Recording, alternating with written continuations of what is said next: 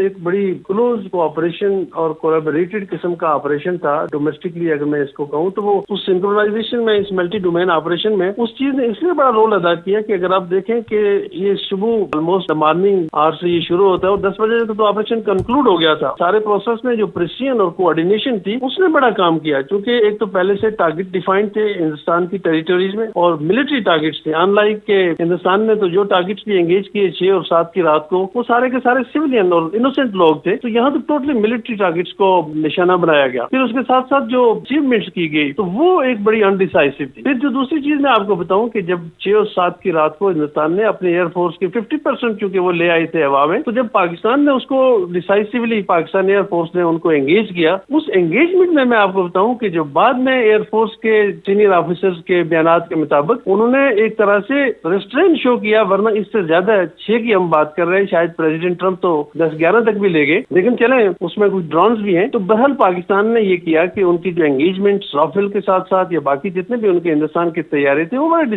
ڈیسائسولی اپنی سرزمین کا استعمال کرتے ہوئے وائل ریمیننگ ود ان دا، جس کو کہیں کہ فضائی حدود میں، اپنی فضائی حدود میں رہ کے پاکستان نے ان کو انگیج کیا. پاکستان ایئر فورس کی یہ جو اچیومنٹ تھی یہ بھی دنیا نے اس کو بڑا اپریشیٹ کیا، اور آپ نے دیکھا کہ ہمارے ایئر ہیڈ کوارٹر میں اس کے بعد تانتا بند گیا تھا. مختلف جو فرینڈلی آرمیز کے جو چیف تھے، ایئر فورس کے جو چیف تھے، انہوں نے آ کے وزٹ بھی کیا اور یہ بھی کہا کہ ہمیں وہ نیوکلیئر اسٹاف پرووائڈ کیا جائے جو کہ ہماری تربیت بھی کر رہے ہیں. ہم پاکستان میں اپنے اسٹاف بھیجتے ہیں تو پاکستان میں ان کی تربیت کی جائے. اب یہ وہ ایسی اسٹریٹجیز تھی جدون صاحب جس کی وجہ سے پاکستان کی جو ملٹری ہے، اس کی مسلح افواج جو ہیں، تو وہ آج دنیا میں ان پیرالل دیکھی جا رہی ہیں. اور اس کا نتیجہ کیا ہوا کہ آج پاکستان کا جہاں ٹیکنالوجیکل ایڈوانسمنٹ ہے، جہاں ملیٹریلی ہم نے ایک اسینڈنسی حاصل کی ہے، پولیٹیکل اسٹیبلٹی حاصل کی ہے، اور عوام کا جو ایک مورال تھا، سائیکولوجیکل لیول مورال جو ہے بہت ہائی کیا، وہاں پہ آپ کو انٹرنیشنلی ایکسپٹ کیا جا رہا ہے آپ کے CDF کو ایز اے چیف نیگوشیٹر. ابھی ہوئی اس کا حال ہی میں ہم نے دیکھا کہ جب یونائٹڈ اسٹیٹس اور ایران کا آپس میں کنفرنٹیشن ہوتی ہے تو ہمارے کہنے پہ وہاں سے آج بھی جو کچھ تھوڑا سا ایک پاس مزید پریزیڈنٹ ٹرمپ نے دیا ہے، جو ایک طرح سے وہ آپریشن فریڈم کی بات کر رہے تھے،